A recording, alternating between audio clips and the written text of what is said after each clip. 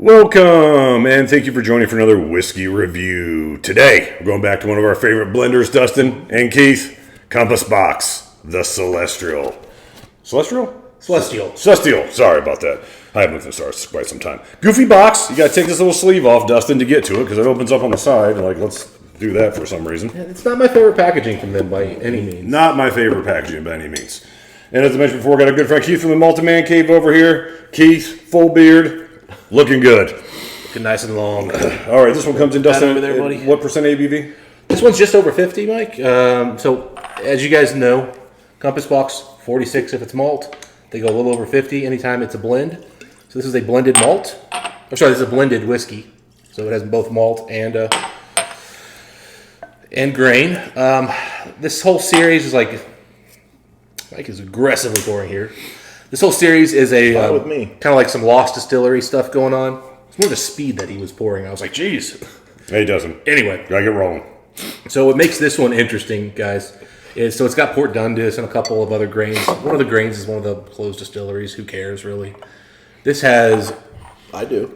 Yeah, 19-year-old Ardbeg and some 22-year-old Kalila that make up about 35% or so of the whiskey. I was going to try to write down all of them, but there's like 9 or 10 different whiskeys in here, guys. So that's the meat of it, huh? Those are the big hitters. That's the reason everybody's excited about this one. Port Dundas makes up a big part of the grain. And then they even have literally they just call it sherry vat, blended sherry vat that they got. So I probably should have gotten you a couple of the malts that are in here, guys, but that's the big meat. That's the story. The Ardbeg and the Kalila, is that bourbon matured? What did you say? Most of this is bourbon refilled. There could be 1 or 2 casks that had some sherry in here. I wouldn't expect a lot of sherry notes. We'll put a link to it if you guys want to check it out in the description. I'll try to put some description down there, but you can honestly go to the Compass Box's website to look. That's where you have to go because it's a whole complicated thing these days. All right, let's get to it. Beautiful, light, roasted peat notes. Yeah. You can see recognizable Kalila lemon loaf. Absolutely the lemon loaf. You stole it from me. Mm-hmm. Vanilla, lemon. It's got that grain whiskey vanilla note, but it's a really nice one. It's not that tin notes or metallic come through. But that lemon loaf, but also with that frosting, like the one you get from Starbucks. A little drizzle on that lemon loaf. But I do get a little bit of that lime note that you get with Ardbegs often. Yeah. I agree with that. Mm-hmm. The Kalila's the lemon. And the Ardbeg's the lime. Yeah. And then I think there's some little bit of apple notes coming through maybe from, some other malts that are sneaking in here. I was actually expecting them to put something on here, but I guess it was just too many to even bother putting it on the back. Some slight daisy and daffodil, some floral, but it's not... So I like a little floral, but too much floral makes it bad for me. Mm-hmm. I don't think it's too much. It's a nice little, just complex. Little compliment like some of the old Springbank 25s were. Mm-hmm. Very well balanced just in general. A little prickly, now a little bit of spice, maybe from some of those grains. Is there a vanilla note in there? I think so. Definitely, yeah. Yeah. Big old vanilla with waft right when you start. Maybe a little pastry, like croissant or... Right along with that lemon loaf, you know what I mean? Mm-hmm. Well, you could tell me if there's a sweet pastry, or you could tell me there's a buttery one. I think they're both here. Yeah, speaking of buttery... A little bit of cooling you get from Ardbeg sometimes. A little cool. I don't want to call it menthol like I sometimes do with Ardbeg, but I could get there. Yeah, I'm with you. For sure. My first fear when I saw this was there were so many different components that I was like, gosh, what are you guys doing? But I got to say, it all kind of came together really well. They're the masters of bringing it all together. They really are. But they've the last year or two, they've gotten wild with the number of components.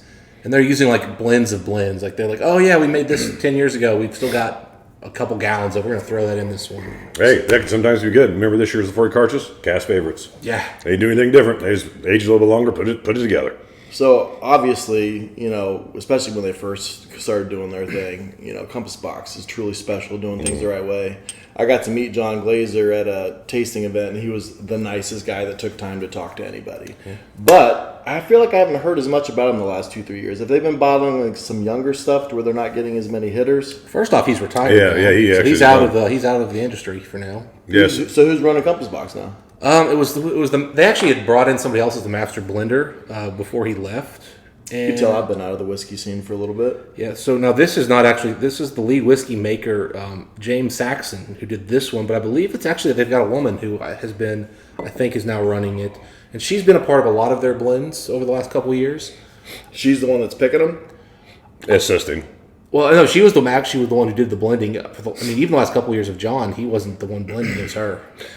Really, a lot of those old-time guys are, we were seeing in the last few years, a lot of guys that were staples of the Scotch whiskey industry retire. Jim McEwen. Ian McCowan from Lagavulin.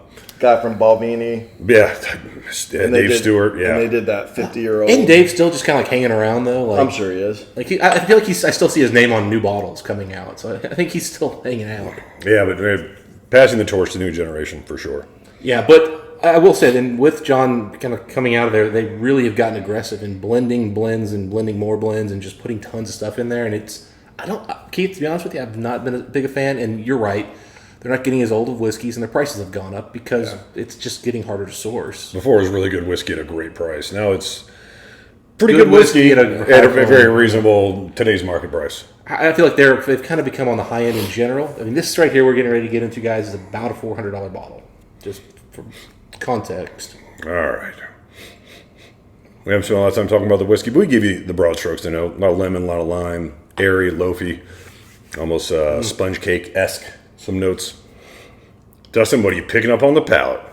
Oh, buddy. It is so much peatier than I expected. Yeah. We're talking like 30-40% of this is peated. I'm nothing on And this. it is just a wallop of peat on the palate. Pepper dancing all over your Big, tongue. strong. Up front, you do get that huge vanilla note. There could be a little hint of like a 10 note in the grain. The grains on here aren't super ultra aged. Generally, you're looking around 20 years. So the whole portfolio or profile of this is, I think, like 14 to 25-year-old whiskey with very little on the younger side. Almost everything in that low 20s. For me, man, it's just immediately vanilla and pepper like pricking my tongue everywhere. It's a punch of smoke and peat, man. Almost like Talisker was in it. Yeah. Yeah. Some saltiness there. Yeah, very recognizable as something from Milo, or at least a piece of it from Milo. I'm picking up a lot of the Ardbeg. I'm getting that Ardbeg metallic and that Ardbeg cooling. Asphalt and like diesel oil. Yeah, no, it's very, very recognizable. I almost wouldn't have said Kahlua, but except for here at the end, with the finish, there's kind of that linger of lemon. Kahlua such a malleable malt sometimes in blends. I don't know if I'm picking up the Kahlua or it's something else. I'm just tricking myself into thinking it. But Ardbeg is definitely in this thing. I don't think I've had too much where they mix two Islay whiskeys together, other than my own little blendings. It's rare. I mean, I think for some of the... It's always Kahlua. Yeah, they had a couple of those... what were they called, Mike? The one we really liked, that Lafroig one. Oh, the boutique whiskey?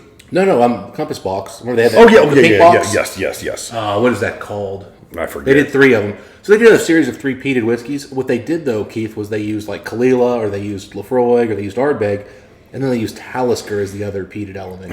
You're right. They usually don't blend multiple. I'm getting more Talisker here than I'm getting. Yeah, and I don't think Talisker's in there. On the palate. I mean, for sure, the saltiness.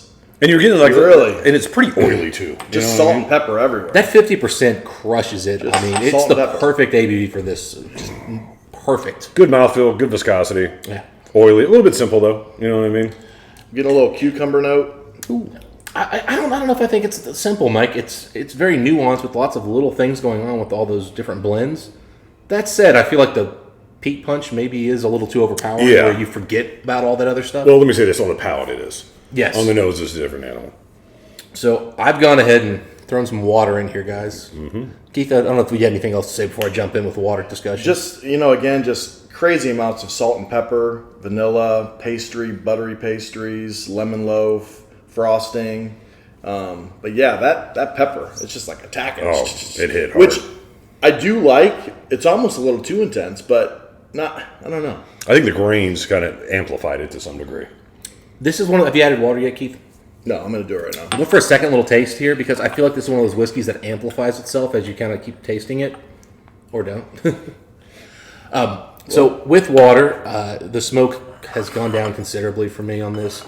It's now showing a very classic sweetness that you get with more of a grain whiskey, where you don't get a lot of fruitiness. You instead get just a lot of very nice, just middle of the road, very simple, sweet notes. And And the palate shifts a lot, too. I'll let you kind of jump in and give your first thoughts on that, Mike. What's your taste? Yeah, definitely subdued a lot of the stronger, punchier notes. The pepper's still there. It's just subdued. To me, it's about the fruits. Lemon, lime, smoke. I still, dare I say, a little bit of cooling menthol right here at the very end. A little bit of vanilla here on the long linger. Lemon, vanilla here at the very end. A little bit of salinity. A little bit of brine. A little bit of, you can tell it's an island whiskey. So I get the cooling note you're talking about, Mike, but then as soon as that cooling stops, I think get another spike of spice. Spices. Which I really like. It's a transition. It gives it like that texture. It's the roller coaster experience that I love in a good whiskey. Yeah, because there's more than just salt and pepper here. There's a couple more nuanced spices here. Maybe it's a little bit of wood spice. Yeah. I'm not sure, but it is a full rack of spices. It's also interesting up front. It's really, really fruity, and then like once the smoke and the peat comes in, fruits are gone, and we're just dealing with the beautiful smoke and sweetness. The fruits are still there for me. To me, it's the sweet part of the whiskey. What are you thinking over there, Keith? I'm getting a little apple juice note, along with kind of like the cucumber, the pastries, lemon loaf, vanilla, salt and pepper, and brine. Just, yeah, it's definitely surprised how intense the flavor is. Yeah, no, it jumped out at you, especially on the asphalt, like the island notes are still there. A lot of times when you get these older whiskeys, you still can tell it's there, but like, wow. It's almost integrated. like a 10-year-old Talisker or, Kalila. I don't know if they don't have 10. It's a 12-year-old, right? Kalila 12. Do they have a 10-year-old Kalila? We have plenty of independent examples, though, let's be honest. Yeah, absolutely. Well, whiskey score time, give us Dustin. our guest. Yeah, you can go ahead and go first, Keith. And how we do it now is whoever's bottle it is goes last. But I will tell you this, today me and Dustin have given 3 identical whiskey scores. So you can go first. Mix it up for us, please. Do something. So, I do like this. And I don't know, I did eat something not too long ago, and I'm taking a medicine right now, so it may be messing with my palate. But I don't love this as much as I thought I would. I think I'm going to probably give it an 87. Dustin, I am right there with him, 87 out of 100. There's a lot of things I like about this. It's a little too punchy for me to go say as high as an 88. I like it. There are things in here that I like, but for me, I'd just rather have a Kalila or an Ardbeg by itself than go in here. It's really, I'm probably not doing this whiskey justice. If I sat down with my first drink of the night, spent some time with it, sat outside on my porch, I might go a little bit higher, but I'm right there with Keith, 87. Yeah, and you know what? If this was my first pour, I think I might be an 88 with you guys. That's right there with you. 87. This is Dustin's way of telling us we're wrong. Go ahead. But as you can see, guys, I have sat down with this, and one of the things I like about this whiskey is if you have 2-3 pours of it, like just small little drams where you're kind of going back and forth, it just builds and gets more and more. Like smoke gets richer and richer on the palate, and then those fruits and sweetnesses really come out. Because when I first cracked this, I literally was like, oh man, this is disappointing. Like, geez, this is almost a $400 bottle, and that's not doing much for me. But as I sat there and had a couple of pours with it, it really kind of built that like just viscosity on the mouth. So I'm going to give it an 89. It's still not a super high score. Now I will say this: I got lucky. Party Source had this on sale for $250, and the day after I bought it, they lowered it again to $200, and I almost went and bought a bottle because like at $200, this is really good because you don't get this kind of peat quality and age notes. But there is something with the grain that just sort of doesn't let this reach where it should be, because this should be a 90 with the qualities we're talking about, and it's not. So for me, I just feel like I am worried that my palate's a little off because of the medicine and food, but It's a your notes were very your good. notes Man. are good on. Yeah, you're on. I mean, and I'm right there with you. I mean, if I like Dustin, whiskeys can grow on you, that's for sure. But this is our first time with this, kind of what we think. I mean, again, I think if you like Isla whiskeys, you're going to like this whiskey. yeah. But you've had better Ardbegs or Kalilas. it's really cool that we got to try Ardbeg with Kalila. I don't think I've ever had 2 Islas mixed together. It's rare to get Ardbeg. It definitely deserves, and the experience being unique. And if you guys are looking at this bottle, I couldn't justify you paying retail for it. But if you see a deal on it, I think it's worth it. Or maybe do a bottle split. $200, Yeah, $200, $100 piece. I'd do that for sure. It's a nice looking bottle. Yeah, it's a 200 for sure. But even at the 400, if you could buy it, sell out the 1 ounce samples to a bunch of your friends, maybe you can make it worthwhile. Absolutely. Anyway, those are our thoughts on this particular whiskey. If you guys had a chance to try the Compass Box Celestial. Why am I Celestial, man. Celestial. He's an atheist. I believe in stars, though. You know, he saw his girlfriend kept talking about her astrology signs back in the day. Celestial. And he just never could get past it. Celestial. He probably started making fun of her, and he was like belittling it. I know, Mike. I was out with customers all night. I'm a little off. Anyway, those are our thoughts on the whiskey. If you guys had a chance to try this one, let us know what you guys think. Dustin, until next time, what do we do, folks?